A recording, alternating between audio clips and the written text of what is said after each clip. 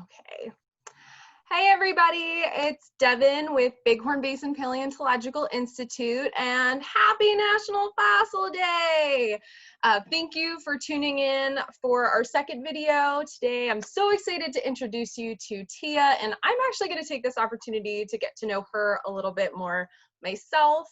She is our brand new fossil prep lab manager. And when I say brand new, I mean brand new. She started on Monday. It is now Wednesday. So this is the very beginning of her journey with BBPI. And I'm so excited to hear about her background and about the future of things to come for the lab. So before I start talking to her though, I do want to remind you that tonight we have our special Zoom into the Past with Jason Shine at 8 p.m. You can find out more about that at bbpaleo.org/events. Again, bbpaleo.org/events. And later on in the month, Jason Poole is doing another Poole Paleo art party. And we're diving into the Halloween theme, getting as spooky as we can. We're learning to draw Therizinosaurus, which is known for having ridiculous claws. So we're gonna learn a little bit about that dinosaur and how to draw it. These are awesome events. We have a ton of fun with these, and we hope you can join. So now I'm just going to switch gears right now and say hello, Tia. Hi. Happy National Fossil Day. Very excited. So I'm going to dive right in with the question that we get most of all. What is your favorite dinosaur? Ooh, yeah, that's a great question. And I do get that a lot. I prefer mammals. However, I still do have a favorite dinosaur, and that is Pachycephalosaurus. And honestly, that's my favorite dinosaur because their fossil skulls look like what I would imagine a dragon would look like. That's amazing. Yeah, what a great pick. So I'm going to dive right from there and actually ask, what is your favorite fossil that you've ever worked on? Actually, scratch out. What's your favorite fossil that you've ever seen? Yeah, so this is going to be an odd comparison, but this fossil that I'm going to talk about was very similar to when I met Drew Barrymore at an art museum in Los Angeles. I was like completely starstruck and couldn't even come up with words. And then when I finally did, I talked way too loud and she had to shush me. It was very embarrassing. That sounds amazing. It's a good story. And I never thought I would tie that story into like what my favorite fossil or like my favorite fossil that I've ever seen, but it is the Berlin specimen of Archaeopteryx. When I lived in Germany, I had the opportunity to go see that fossil in person, and I had a very similar experience where I was just completely in shock of how amazing it was. I love stories. I love to tell stories. I love hearing stories. And I think Archaeopteryx is a great specimen that tells a really amazing story of avian evolution. So yeah. that, I think to me, that was one of the coolest fossils I've ever been able to see in person. Yeah, I love that about paleontology, that so many of us have our celebrity crushes, but they're dinosaurs or specimens and stuff like that. We've had people come out into the field with us who even say, like, oh my gosh, I got to do like one of the superstars of science, and they're not talking about our paleontologists, even though we love our paleontologists, but they're actually talking about these 150 million year old fossils, and it's such a cool experience. But that is amazing, and I'm going to take that and let that lead me to, what were you doing in Germany? Yeah, okay, let me back up. I got married the year before I graduated with my undergrad in Colorado, and my then husband got a postdoc position working at the Humboldt Foundation for Meteorology in Hamburg, Germany. And so I moved with him to Germany while he was doing his postdoc for 2 years. And it was quite an experience. Yeah. Yeah, we really were able to travel a lot of Europe and see so many amazing places for pretty darn cheap, which was amazing.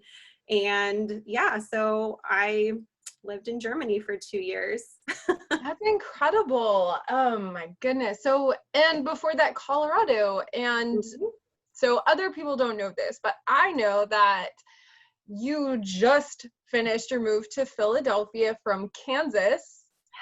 And actually, before Kansas, you lived in Pennsylvania. Yes, I've lived in a lot of different places throughout my life.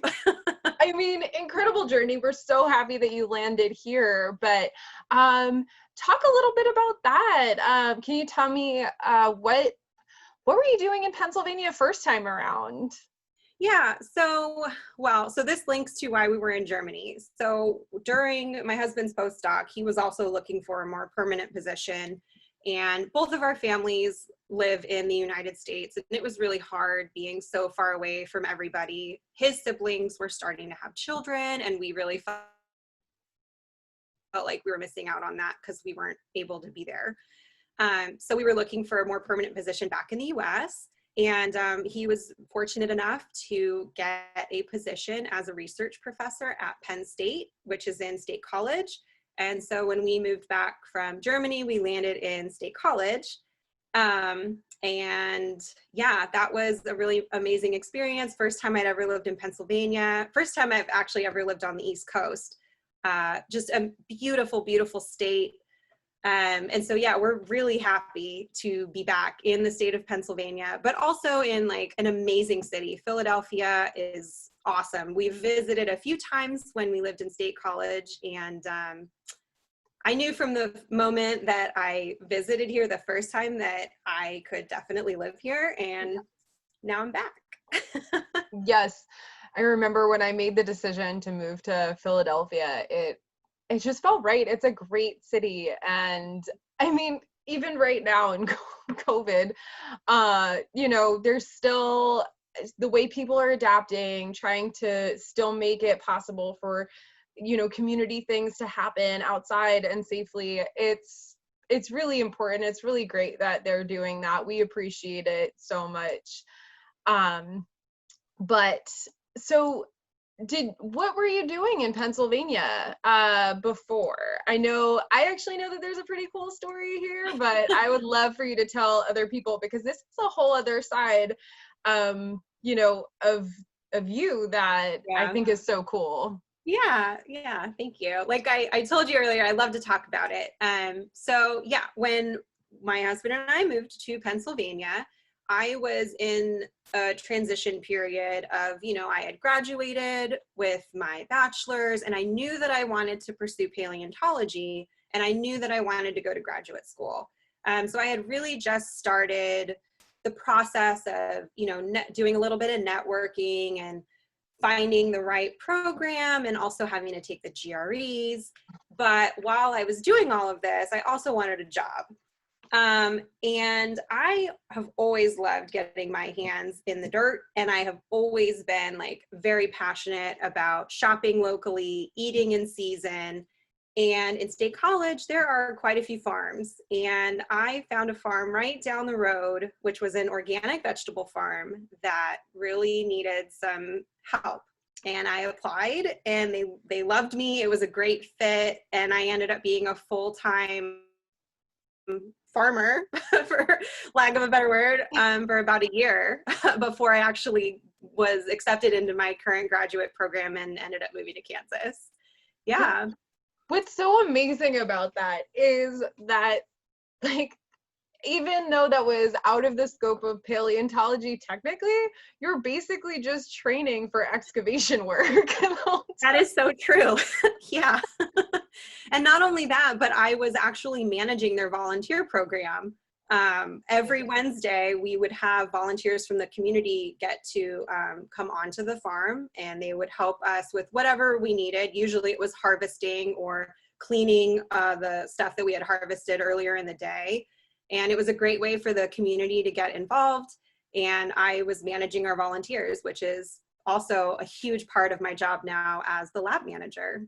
Yeah, that's amazing.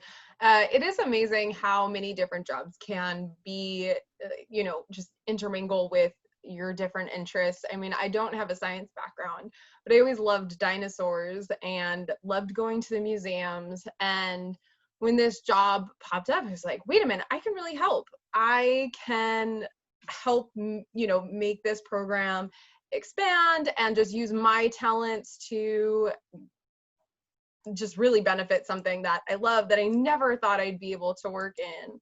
So, Yeah. We tell people all the time when people ask, how do I become a paleontologist?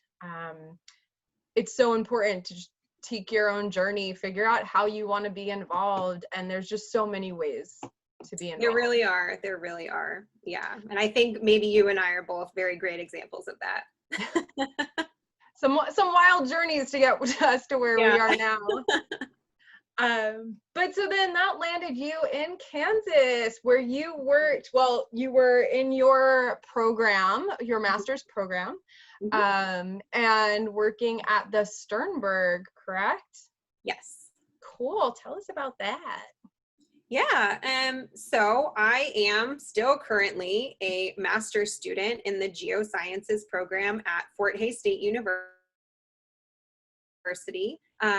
And part of my program was actually getting to work as the lab manager for the Sternberg Museum. So I was the lab manager there since fall of 2019. I don't even remember what year it is. 2020. I don't want to remember. Yeah, so I was the manager for about a year prior to getting the job here in Philly. And working at the Sternberg was such an amazing opportunity, but also just such an incredible experience. When I first got my start in paleontology, and I'm sure we'll touch on this later, but I was used to working on dinosaurs. And when I came to the Sternberg, they were like, here's a whole bunch of marine reptile and fish fossils, have fun. And I was like, I don't know what to do here. There was no air scribing involved because all of the fossils are preserved in very fine, soft chalk sediment. And so I really had to teach myself all of these new techniques of prepping with different tools, and just working with different, specimens is always a challenge, but I enjoyed it. Yeah, so the Sternberg was amazing. I don't really know what else to say about it. I just keep wanting to tell you that it was so amazing. I was really sad to leave, but it's bittersweet. What was that area like when dinosaurs ruled the world? What was the specialty at the Sternberg? What were you working on? Sure. Yeah, sorry. I guess I wasn't very specific about that. No. So the fossils that I was working on were from the Cretaceous, and Kansas during the Mesozoic, so the time of the dinosaurs, was actually underwater, if you can believe it. Kansas was so different, 150 million years ago. It was underwater, which was the Western Interior Seaway. So it was a shallow seaway. It was shallow. It was 600 feet deep. And there was such a rich marine life that was flourishing in this seaway. So we have in Kansas a lot of marine reptiles, like I mentioned, mosasaurs, plesiosaurs, but we also get a lot of turtles. We have a ton of sharks, which are so cool because you just find these batteries of shark teeth. But there were also, outside of the water, flying reptiles at that time. So we do have some pterosaur fossils, which are incredible in themselves because they're so hard to fossilize because they're just so delicate. And actually, fun fact, Kansas has 2 state fossils, one of which is the mosasaur Tylosaurus, and the other one is a pterosaur called Pterodon. So fun facts about Kansas and fossils. That's so cool. Yeah. So Kansas was probably one of my favorite things to tell people, because you go to Kansas and it's flat and it's dry, and you're like, how the heck was there a sea wag covering this for millions of years? Yeah. Well, I know. Jason and I were having this conversation earlier just about how incredible it is, all of the findings all over the world in places that you would least expect it. I mean, we get people all the time, you know, I'm originally from New Jersey. Don't hold it against me.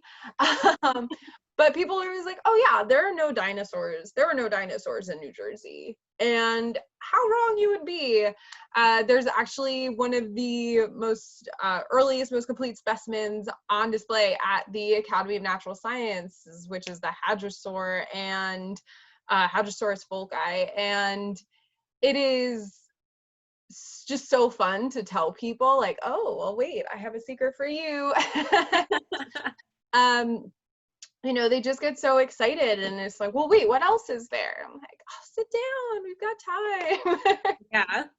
Yeah. But you'll get so much of that once you start getting visitors in the lab and, you know, just kids have the greatest questions. So I really love being in there. I haven't been in there in months, but back when there were school groups, and hopefully soon you'll get that again.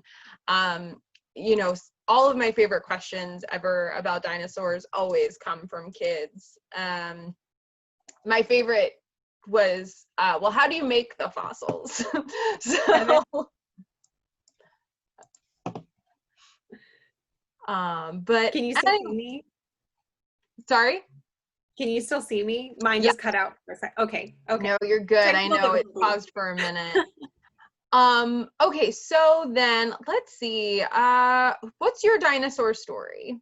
Right? How did you get hooked on dinosaurs? What pushed you into this space? Yeah.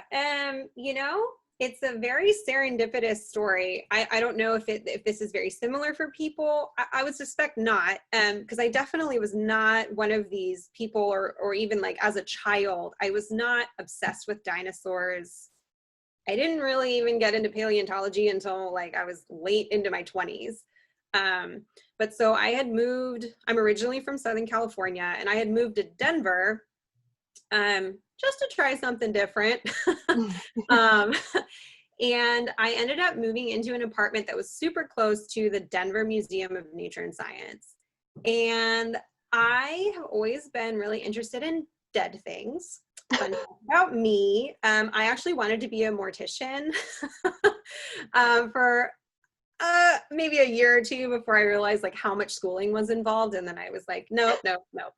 But so I've always really liked dead things, and I've always really liked animals. I have always been fascinated by taxidermy and museums, just in general. So I thought, you know, what the heck? I'm going to see if they need some volunteers.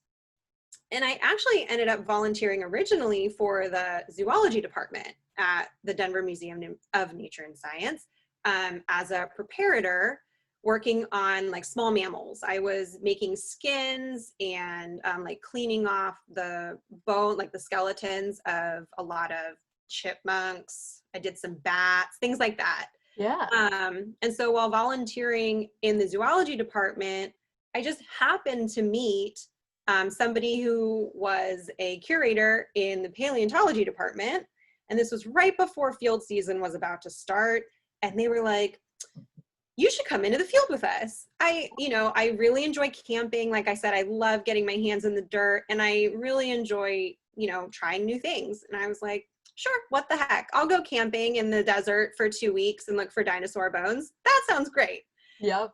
And so on this trip is really when I fell in love with paleontology. I think for me, it was finding my first fossil.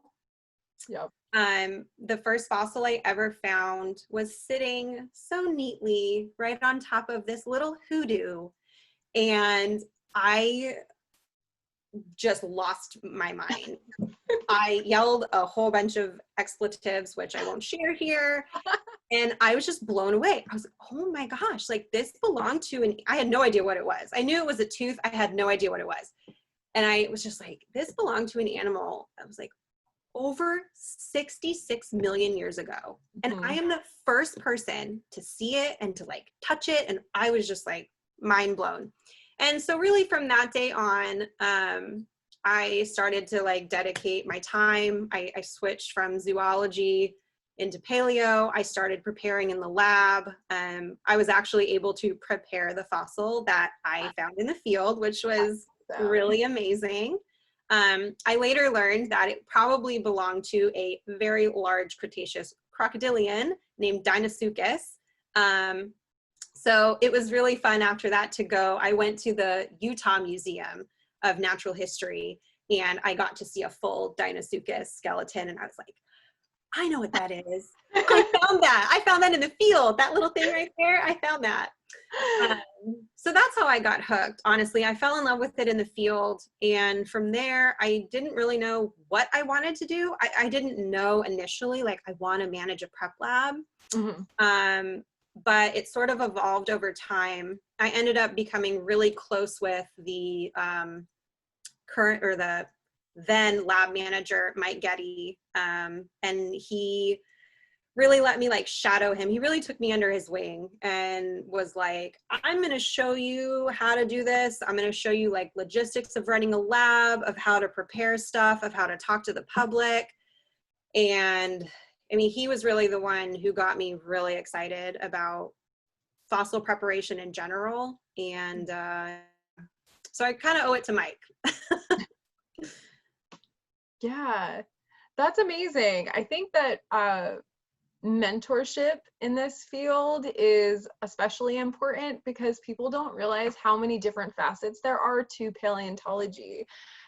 We actually recommend all the time when people come out into the field with us to then try to make their way to Philly to see the fossils that they worked on being prepped. And we try. I need to do better on this with social media. But we really try to update people on the status of the bones and the status of the jackets that they sponsored and stuff like that, because it's so cool to be able to see it from when you found it to when it's prepared. It's so cool. Yeah. So yeah. You may have just told this story, but what is your favorite specimen that you have ever worked on? Is it that one or? It is that one. Yeah, yeah it is that one. I fully believe it and understand why. Yeah. I think having, like you were just talking about, I mean, having some type of ownership of the specimen that you're working on. And for a lot of people, that's having the opportunity to find it in the field and then see it through the entire process of like field jacket to bringing it back to opening the jacket to preparing it and then either seeing it put on display or, you know, put safely into collections. Mm-hmm. So that is why that fossil was my absolute favorite. It didn't get put on display, which I'm totally okay with. But I do know that it is now accessioned into the DMNS vertebrate paleo collections. So it's pretty cool. Yeah. That's amazing. I love that. So what was the most challenging fossil you've ever worked on? Yeah. So like I said earlier, I love a good challenge. And I think that's why I really enjoy fossil preparation. Yeah. Because what people don't understand is that sometimes you don't get this perfectly preserved dinosaur or, you know, bone in general. A lot of the times it comes to you in a jacket that has been broken or it was broken because of, you know, taphonomic processes before it was even collected in the field. And, you know, sometimes these paleo curators really just think like we're magicians. So to that effect, the most difficult fossil I ever prepared was a mosasaur skull that had, it was a surface collection, which means that it wasn't preserved under a whole bunch of layers of sediment in the field. And it had just horrible root rot, and you would look at it wrong and it would fall apart. Oh. And yeah. So like I said, I enjoy a good challenge, and I learned that you can never put too much glue on a fossil. Yeah. Gosh, even with some of our volunteers, I've walked into the lab, last year and just have seen people standing there like this holding a fossil in place so that the glue will dry, and then they'll just be like, excuse me, can you put more glue on this? Oh my gosh. So what was the end product? How did it go, or end result? Not great. I mean, we preserved it. Right. It's still actually an ongoing prep project, excuse me. Yeah. So I passed that on to the person who has now taken over the Sternberg lab. Oh my gosh, amazing. So how, in your experience, how long does it take to prepare something? Ooh, yeah. Well, like I was saying earlier, it really depends on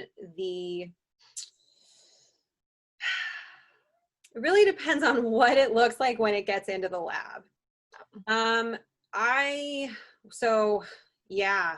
There was a certain specimen that we were working on. We called it the mosasaur chalk block. It was basically this huge block of chalk that had a whole bunch of disarticulated mosasaur, mostly verts, but there were some cranial pieces in there as well, and a ton, and I mean, microfossils out the wazoo.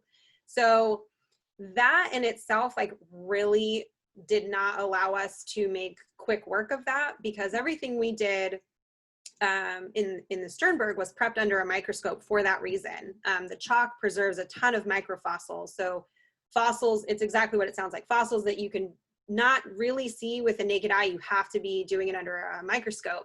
And these are things like fish teeth, fish scales. Sometimes you'll get like a little bit larger fish teeth, and sometimes, if you're really lucky, a shark tooth.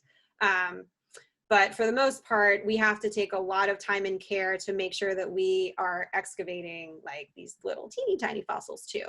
So that chalk block had been worked on, I think, for about a year prior to me becoming the manager. Wow. And then it was still not done by the time I had left. So that case, it was taken years. We had some mammoth material come in while I was working there. I'm trying to remember what we had. I believe we had a radius and an ulna. And then we also had some ribs, and all of these were like in pretty decent condition. They did have some like pretty clean breaks, but we were able to really easily put that back together. And that took us a matter of 6 weeks, I think, from start to finish. Oh, yeah. So, really, it really varies. Yeah. Yeah. I'm sure it also has a lot to do with the priorities in the lab. Absolutely. Yeah. So that's amazing. I know that for our site, LZ Blue, it is just a ton of stuff jumbled together, a ton of different dinosaurs, ton of different species. And that was the first place where I worked in the field. And I thought that, okay, I'm just going to, just like dig around this fossil, just gonna be so delicate. And instantly, I had my little chisel, and the third hit, it just took out a chunk from underneath it. And I was like, oh my God, this is it. They're gonna fire me. I destroyed everything. And it actually didn't, it wasn't the fossil, it was that I had been working on. It was a part underneath. And I picked it up, and at first I was like, oh, okay, everything's fine, it's just rock. And then I looked, and it was actually more bone. And then I went into another full panic. I called over Jason Shine, and he just looked at it and he goes, oh, cool, okay. Don't worry about it, but like, yeah, let's be delicate about that. And we're just like looking down there using our phones as flashlights because of the shadow. Mm-hmm. And we're like, oh my gosh, there's just more and more stuff. And I don't envy you that project, I'll just say that. But it's, it's amazing. So it's sometimes the most challenging things are like, they turn out to have the coolest results. I'm sure sometimes some of the really challenging ones also turn out to have not great results. Well, we're all just doing the best we can. Make for great stories. Yeah. So I just want to get into some general stuff. I've taken up so much of your time today, but I'm just having a really good time talking with you. Yeah, same. So why do you think paleontology is important? Yeah, that's a great question. And I had to, I had to think about this for a little bit to make sure that I was like going to have an articulated answer. But hopefully I do. So yeah, okay. This is recorded, right? We can edit this out. Exactly. Paleontology is so important because, and I'll tell you why, because I think it acts as a gateway science. Universally, dinosaurs in particular just capture people's curiosity. Mm-hmm. And this, like, curiosity is what science is based on, right? Like, you ask a question because you're curious about something. And so I've done a lot of like social engagement because part of my job as a lab manager is to be communicating the science that we are doing in the lab. And I'm super passionate about this, but I'll tell you what, it's a lot easier to talk to somebody when they're already engaged about what you're doing. Yep. Like, I don't have to make the case that dinosaurs are super cool. Let me tell you all about them. They're like, dinosaurs are super cool. Tell me all about them. Yeah. So I think for that reason, paleontology is so important because it stirs people's curiosity, and hopefully from there, they start to think more critically just about the natural world around them in general. But paleontology is also super neat because we have these fossils that are a tangible window into the past. It's like, you can't refute this. I am holding this. This is real. Like, these are millions of years old. Yeah. And it tells us so much about extinction, about climate change, about how ecosystems function, just about evolution in general. Like, how does evolution work? Yeah. And I think that we really can learn a lot about the present, but also about the future of our natural world by looking into the past. And that is what paleontology offers us. Yeah. Well, I think that was a killer answer. Good job. No, that's, yeah, exactly. I think that we get into, there's just, gosh, my own personal story with getting even involved in wanting STEM education and just cooler education in the sciences was because growing up, I firmly believed that I did not like science. Right? Yes. And it's because the textbooks were old. They were so boring. And I give my teachers so much credit, but sometimes like there was stuff that even they didn't get. And, you know, this is before we got into specialized classes, but I remember like even getting into high school, having certain teachers that would try to go a little bit farther and to connect it to the things that we're interested in. You know, this is why chemistry is interesting. Excuse me, this is why biology is interesting. And I always kind of regretted not having a better foundation of caring about science in that regard. So it's always been really important for me to help other people get more access to exciting education opportunities.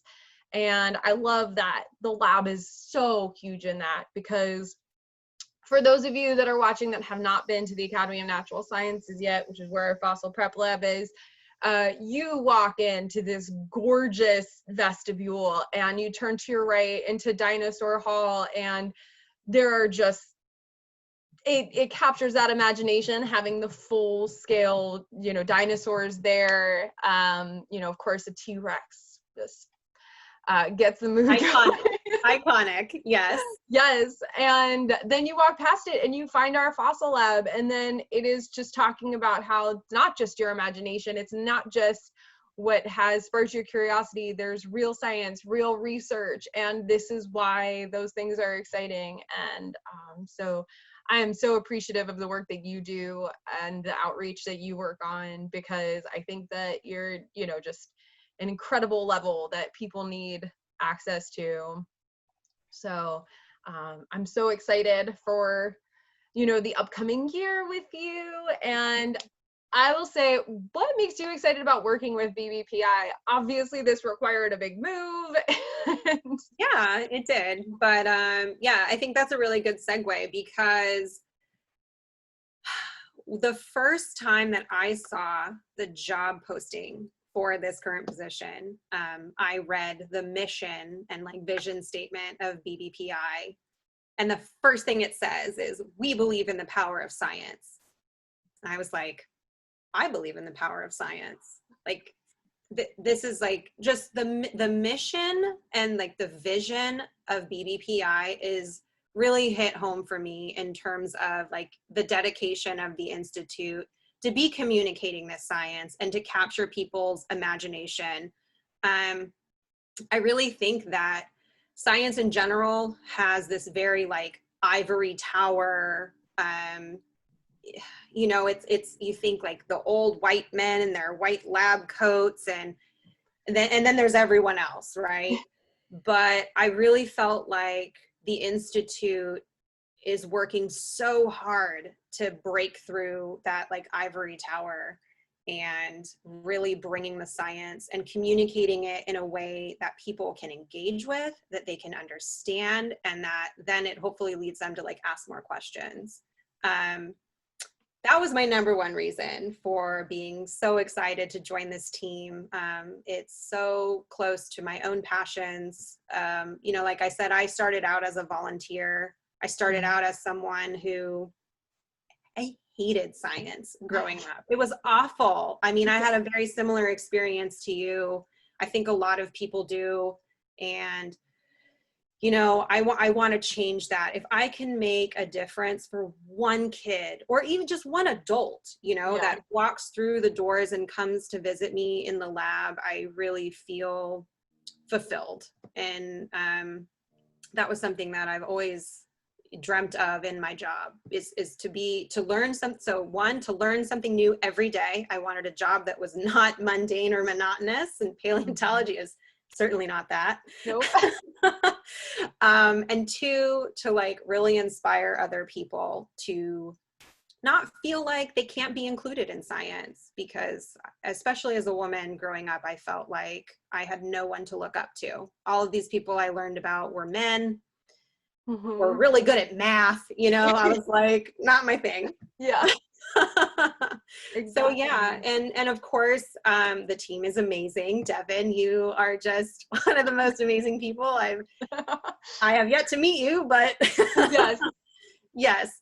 And just the outreach and education programs, I'm so excited to get involved in those in the coming year. So yeah, I'm very excited that you saw something in me and felt like I was a really great fit for this team. Yeah, absolutely. Oh my gosh, we're so excited to have you. And actually, last year around this time, we did an outreach event called the Witches and Wizards Festival, and we had a history of dragons set up, where we talked about how fossils have impacted mythology and so much of that, and it was so fun. And now I can't wait to have you do that with me next year, because it'll just be so much bigger, and I love it. Yes.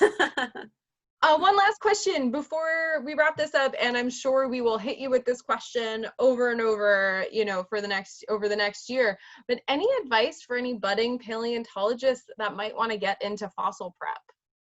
Yeah, sure. Volunteer. Volunteer, volunteer, volunteer. Fossil prep is a skill that you cannot learn any other way except by first-hand experience.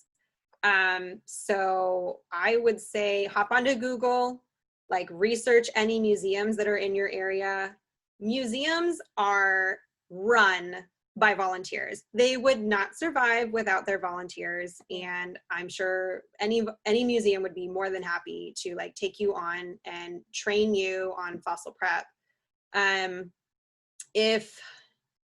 If you don't have access to a museum and you're, you know, really, really sure that you want to pursue fossil prep as a career, I would say look into, you know, if you're an undergrad, maybe start looking into master's programs that offer fossil preparation as part of a degree. There are a lot of them. I mean, I know obviously Fort Hays State is certainly one of them, South Dakota School of Mines, anything like in the LA area, DC, like there are so many opportunities through academia to get involved. And if you don't want to be a student and you can't volunteer, then you can look into like paid training for fossil prep. I'm pretty sure, thinking of where I was when I saw this, but I'm pretty sure it was the Smithsonian that was offering a prep training, fossil prep training. Cool. So I know they exist. But yeah, I would say anyone who's interested in fossil prep, figure out a way to like get firsthand experience doing it, because a lot of jobs, they say either 5 years experience or a degree. Mm-hmm. So, Yep. you know, most people get their jobs because they have years and years of experience doing prep without any formal training. I went the other route because I'm too old to get 5 years of experience before starting my career. So it was sort of a double whammy for me. Gosh, I love it. Well, actually, and that leads me to I know this is still in your first week, and you know, we are still under COVID restrictions, but as things loosen up, we want our volunteers back in the lab. So if you have any interest in working in the lab and volunteering, you know, please shoot us an email, info@bbpaleo.org, and we'll keep you posted with how things are going. This is going to be a slow moving process because, again, safety is our #1 concern. And, but we love to have people. Our lab is just so much more lively and better when there are people there. So, you know, we don't want it empty any more than you do. And, you know, so we'll keep you posted. But again, volunteering is important, and it's important to the organization, and it's important for your experience. So, you know, if you are in the Philadelphia area and you want to work with Tia, info@bbpaleo.org. Thank you so much, Tia, for everything. I think it was so much fun to get to know you, and I think a perfect way to celebrate National Fossil Day. So thank you so much for your time. And to everybody out there, thank you so much for watching. We love all of you guys. We love being able to do stuff with you. So if you have any other kind of videos that you want out, please email us or shoot us a DM, whatever, and just ask us your questions. We love to engage with you guys. So anything that we can tell you, we would love to do it. Again, we have a bunch of events coming up. We always have events coming up, but so check it out at bbpaleo.org/events. And other than that, have a wonderful fossil day until we see you at 8 p.m. tonight for Zoom into the Past. All right. Bye, everybody. Bye.